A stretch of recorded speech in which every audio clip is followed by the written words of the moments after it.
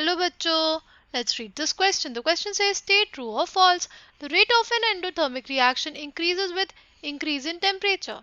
See, हमारे पास इस question का जो की कॉन्सेप्ट हो जाएगा वो हो जाएगा एंडोथर्मिक रिएक्शन. एंडोथर्मिक रिएक्शन वो रिएक्शन होती है जिसमें the system takes up heat from the surroundings. System absorbs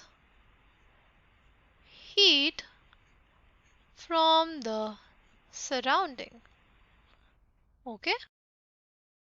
Now, हमसे क्वेश्चन में ये बोला है कि rate of endothermic reaction increase करता है विद इंक्रीज इन टेम्परेचर. सी, जब हम लोग टेम्परेचर इंक्रीज करते हैं ना तो हम लोग हीट डालते हैं सिस्टम में, right? When temperature increased is done by adding heat, right? हम लोग एडिशन कर रहे हैं हीट का.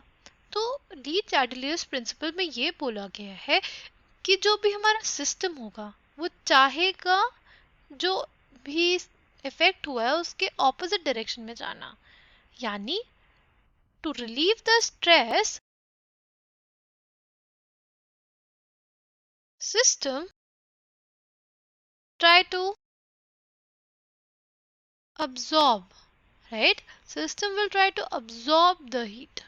देखो, जब हमने टेम्परेचर इंक्रीज किया तो हमने क्या किया? हमने हीट ऐड किया. तो सिस्टम क्या चाहेगा? हीट को अब्सॉर्ब करना.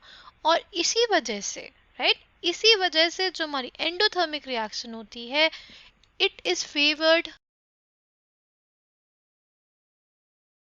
एट हाई टेम्परेचर, क्योंकि उसमें हमारे पास हीट का अब्जॉर्प्शन हो रहा है.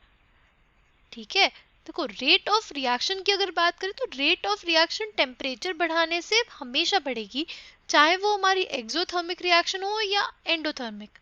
ठीक, बट अगर किसमें ज़्यादा बढ़ेगी किसमें कम, तो एंडोथर्मिक के केस में हमारे पास रेट ऑफ रिएक्शन ज़्यादा बढ़ती है. ठीक है, बट एक्सोथर्मिक में हमारी रेट ऑफ रिएक्शन कम बढ़ती है, पर बढ़ेगी दोनों से. ठीक है, तो जो हमारे पास स्टेटमेंट दिया है कि the rate of reaction increases with increase in temperature for an endothermic reaction, तो हमारे पास ये जो statement है it is true. I hope you understood it well. Thank you and all the best.